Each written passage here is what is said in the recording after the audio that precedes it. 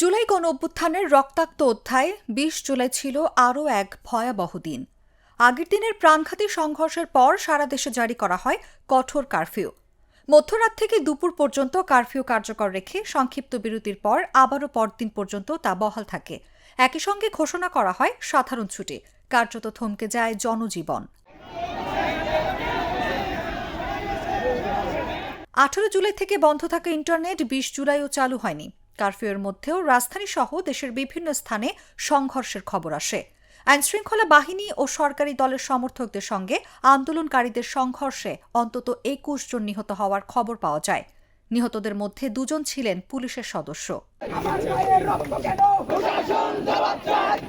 সরকারের পক্ষ থেকে অভিযোগ করা হয়, শিক্ষার্থীদের আন্দোলনকে ঢাল হিসেবে ব্যবহার করে বিএনপি, জামায়াত ও তাদের সমর্থকরা সহিংসতা চালাচ্ছে। আওয়ামী লীগের সাধারণ সম্পাদক ওবায়দুল কাদের বলেন, কোটা আন্দোলনের আড়ালে দেশকে অস্থিতিশীল করার চেষ্টা চলছে।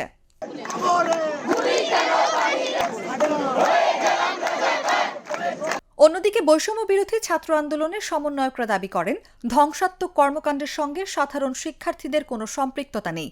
তাদের ব্যানার ব্যবহার করে কেউ রাজনৈতিক স্বার্থ হাসিলের চেষ্টা করলে তার দায় আন্দোলনের নয়। বিএনপিও সরকারের দমন পীড়নের সমালোচনা করে। এদিন রাজধানীর Jatrabari, new market, science lab, Uttara, Mirpur, Badda সহ বিভিন্ন এলাকায় দফায় দফায় সংঘর্ষ হয়। মিরপুরে কাজীপাড়া মেট্রো রেল স্টেশনে আগুন দেয়া হলে মেট্রো রেল, এক্সপ্রেসওয়ে ও মেয়র মোহাম্মদ হানিফ ফ্লাইওভার সাময়িকভাবে বন্ধ ঘোষণা করা হয়। রাজধানীর বিভিন্ন গুরুত্বপূর্ণ স্থানে সেনাবাহিনী, র্যাব ও পুলিশ মোতায়েন করা হয়। আকাশে টহল দেয় র্যাবের হেলিকপ্টার। নারায়ণগঞ্জের সিদ্ধিরগঞ্জে হাইওয়ে পুলিশ ফাঁড়িতে আগুন দেওয়ার ঘটনায় ভেতরে আটকা পড়েন শতাধিক মানুষ। পরে সেনাবাহিনী, বিজিবি, র্যাব ও পুলিশের যৌথ অভিযানে হেলিকপ্টারের সহায়তায় তাদের উদ্ধার করা হয়। ২০ জুলাইয়ের আরেকটি গুরুত্বপূর্ণ ঘটনা ছিল বৈষম্য বিরোধী ছাত্র আন্দোলনের অন্যতম সমন্বয়ক নাহিদ ইসলামকে তুলে নেওয়ার অভিযোগ। পরিবারের দাবি, ডিবি পরিচয়ে একদল ব্যক্তি তাকে নিয়ে যায়, যদিও ডিবি পুলিশ এই অভিযোগ অস্বীকার করে। নাহিদের খোঁজে গিয়ে পরে সার্জিস আলম, হাসনাত আবদুল্লাহ ও হাসিব আল ইসলামকেও তুলে নেওয়ার অভিযোগ ওঠে।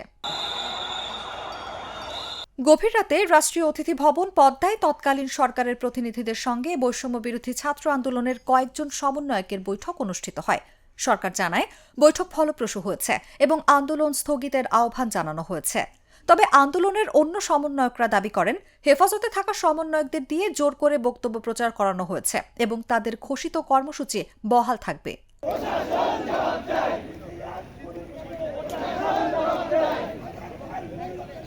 কারফিউ, ইন্টারনেট বিচ্ছিন্নতা, সংঘর্ষ, প্রাণহানি, অগ্নিসংযোগ, সমন্বয়কদের তুলে নেয়ার অভিযোগ এবং রাজনৈতিক টানাপোড়েন সব মিলিয়ে ২০ জুলাই ছিল জুলাই গণঅভ্যুত্থানের সবচেয়ে উত্তপ্ত ও তাৎপর্যপূর্ণ দিনগুলোর একটি।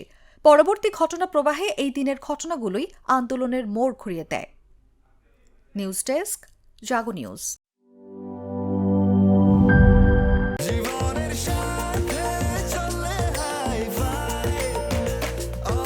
স্বাস্থ্যকর অল টাইম, সব সময় অল টাইম হেলদি লাইফ।